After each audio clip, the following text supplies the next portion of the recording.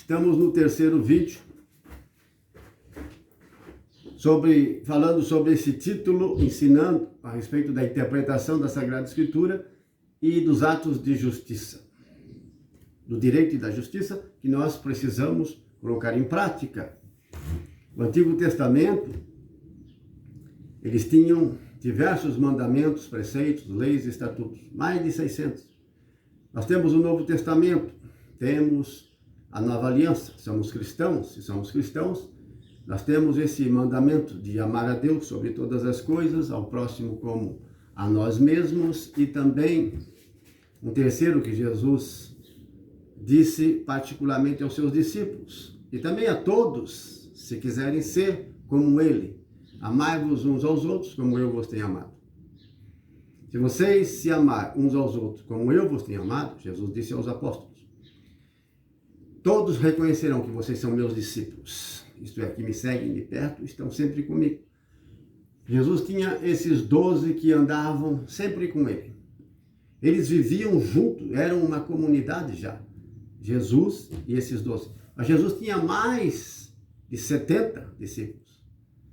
E tinha muito mais de 70, e foi aumentando, teve muitos discípulos, mas tinha aqueles que eram mais chegados, que se tornaram apóstolos, estavam bem perto de Jesus. E tinha aqueles discípulos mais distantes, que seguiam a Jesus com mais distância, por causa de seus compromissos.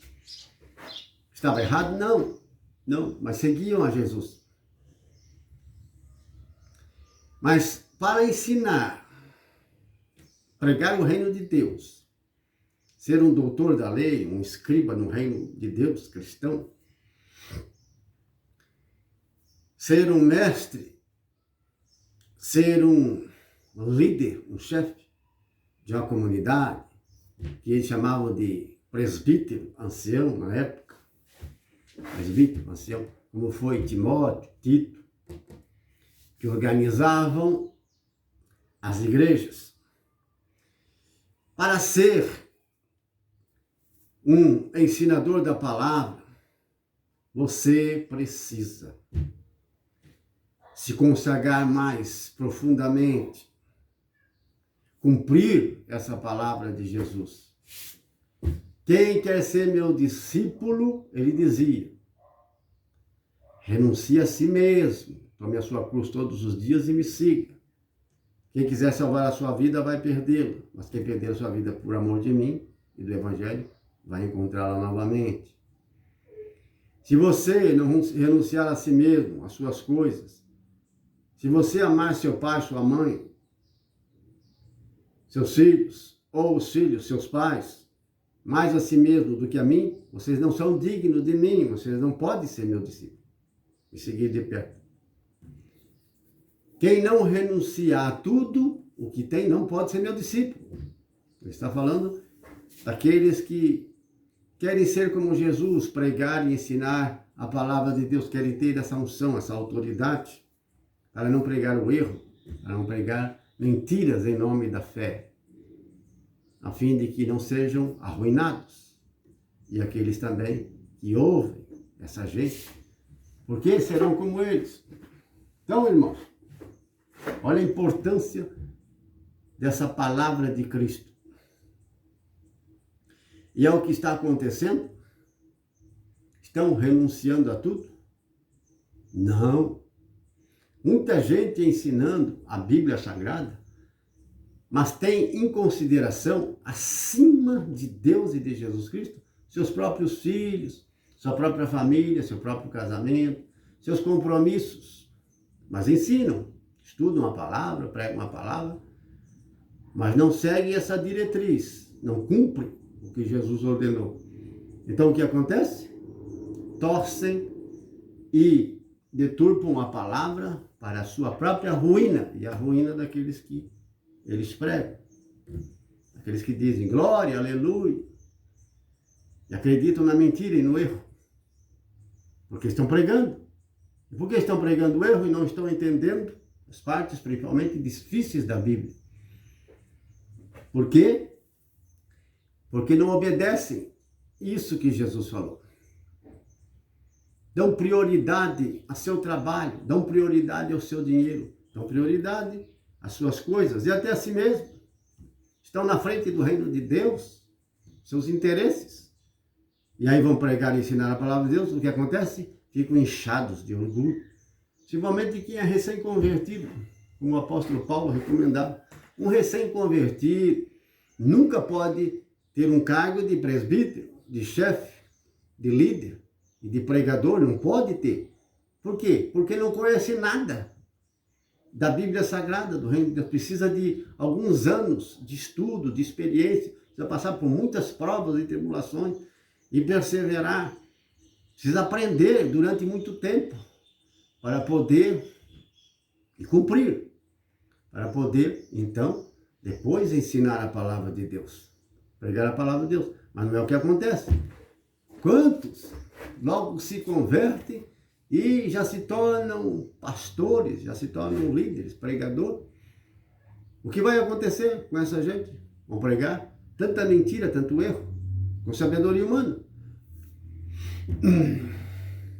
E o erro mais, o fundamental, o de origem, o mais perigoso, que está condenando toda essa gente que prega o erro em nome de Deus e aqueles que ouvem e seguem esses erros, que não se convertem verdadeiramente, cumprem a palavra de Deus em parte, só em parte, se perdem também. Por quê? Porque o orgulho semeado pelo demônio vai crescendo e crescendo, a pessoa fica tão orgulhosa, tão soberba, que ela não aceita correção, ela pensa que é mais do que as outras, só quer ensinar e não quer aprender. Se acha e se considera maior que os outros, vai se exaltando e vai se inchando de orgulho para a sua ruína. Então, o mal é o orgulho, a soberba. A pessoa não é humilde o suficiente. Ela está só começando, iniciando no caminho de Deus. Vai ter que ir abatendo o orgulho, a fim de se tornar humilde, e mais humilde, lá na frente. E aí, como é que vai assumir cargo de liderança, ou querer ser um pregador, um líder, um pastor, um chefe, um coordenador? Não pode ser. Vai ficar ainda pior, vai ficar mais orgulhoso. O apóstolo Paulo diz, não pode ser um neoconvertido, porque ele vai cair na mesma tentação do diabo que caiu na soberba do orgulho. Foi isso que derrubou o demônio e os anjos caídos que o seguiram lá de cima. A soberba, o orgulho. Então, é o mesmo pecado. Quanta gente se inchou do orgulho, quanta gente está orgulhosa. Por quê? Porque o orgulho gera inimizade e divisão. A pessoa orgulhosa, ela pensa que sabe mais, que ela é melhor do que as outras. Trata mal os outros, mas sem perceber. Sem perceber. Acredita na própria mentira dela, achando que é verdade. A mentira que ela está ensinando, pregando e falando. É ainda uma pessoa que está no caminho da conversão? É. No caminho da libertação? É. Então é preciso de tempo. A pessoa tem que sentar no banco, tem que aprender durante muito tempo. E quantos vão perseverar? Alguns só. Então não dá para seguir Jesus Cristo de muito longe, se você quer ser um discípulo e ensinar, como os discípulos estavam perto dele ensinar. Eles precisavam perguntar a Jesus, eles precisavam entender o que ele estava pregando, e Jesus explicava a eles. Jesus disse, a vocês é dado revelar os mistérios de Deus, porque vocês estão perto de mim, porque vocês estão levando a cruz, vocês deixaram tudo para me seguir. Então, por isso eu revelo para vocês. Mas nós hoje vemos tanta gente que não segue assim como os discípulos e querem ser liderança e chefe, e são ungidos e são nomeados por outras autoridades, que também pregam o erro em nome de Deus, e aí está a bagunça, a confusão. Por que tantas divisões, multiplicação de tantas igrejas? Por que essa divisão toda? Porque não é uma só. Jesus, ele disse na oração sacerdotal, está lá no Evangelho de João, Pai, que todos sejam um, como nós somos um, em unidade perfeita. Unidade, é disso que Jesus está falando. Não que Jesus é o Pai, Jesus não é o Pai, é o Filho. Mas ele diz que todos vocês, os meus discípulos, sejam um, assim como eu e o Pai somos um. Mesmo sentimento, mesma palavra, mesmo pensamento, mesma interpretação, mesma atitude. Tem uma unidade perfeita. Assim ele quer que nós também tenhamos essa unidade perfeita. Mas se há orgulho e soberba, vai haver o quê? Briga, divisão, contenda. Irmãos, então não haverá harmonia, unidade. Mas o Espírito Santo é o Espírito de unidade. O Espírito de Deus é o Espírito de humildade. A humildade gera harmonia. A humildade gera união, não separação. Humildade. Quando começa a brigar, por que a briga? Orgulho. Às vezes as duas partes estão erradas. Às vezes uma está mais errada do que a outra. Às vezes as duas até estão certas, mas não estão se entendendo. Orgulho. E às vezes uma parte está certa e a outra está errada. E a errada está errada e a certa está certa. Mas há essa divisão.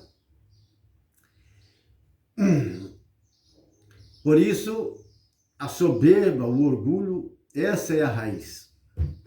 Essa é a origem de tanta confusão, divisão, perturbação, brigas, contendas. É o mal que corrompe e destrói a humanidade inteira, principalmente entre os cristãos, a convivência, a comunhão, a unidade. Precisamos ter unidade na interpretação, no entendimento da Sagrada Escritura, e não se tem, por falta da consagração maior. Tem pessoas que não se casam, conseguem guardar castidade, se esforçam para isso, procuram seguir Jesus, como era, como os discípulos seguiam, que se tornaram apóstolos. Se eles cumprem, né, essa castidade, se eles cumprem essa diretriz que Jesus ensinou, se é um sacerdote, principalmente entre os sacerdotes, que segue esta linha, essa diretriz, como Jesus viveu, assim eles procuram e viver também. Quando vive mesmo e pratica, os frutos, meus irmãos, as obras são maravilhosas. Sim. Agora, quando não se vive, o que acontece? É ruína e perdição para muita gente. Quem vai ensinar, vai pregar o erro em nome de Deus. Mas, aos casados, também é possível viver de santidade? Sim, é possível. Quando, geralmente, o homem ou a mulher estão unidos nesse caminho de Deus e tem como prioridade, em primeiro lugar, preferência, primazia, o reino de Deus nas suas vidas, e ensinam a palavra de Deus, a oração e o caminho de Deus aos seus filhos. Se esforçam nessa unidade e em ser humildes, aí sim. Por isso Pedro diz, Tiago também, a palavra de Deus diz, revistam-se de humildade, porque Deus resiste ao soberbo e dá sua graça aos humildes. Graça, revelação, entendimento da Bíblia aos humildes. Orgulhosos, os soberbos, eles não recebem a interpretação, o entendimento. Quem coloca erro na cabeça deles é o diabo. Quem coloca interpretação falsa é o demônio. Quem coloca interpretação errada são sabedoria humana. Não é com sabedoria humana que você vai entender a Bíblia. Não. Então, por isso há tanta confusão. Uns ensinam uma coisa, outros ensinam outra. E também tem os erros de tradução. Todas as traduções, todas elas, contêm muitos erros. Muitos, do Antigo Testamento e no Novo Testamento. Erros. Não é erro de Deus nem do Espírito Santo, é erro dos tradutores. Mas é possível corrigir, sim, pelo Espírito Santo. Vamos para um outro vídeo, em nome de Jesus.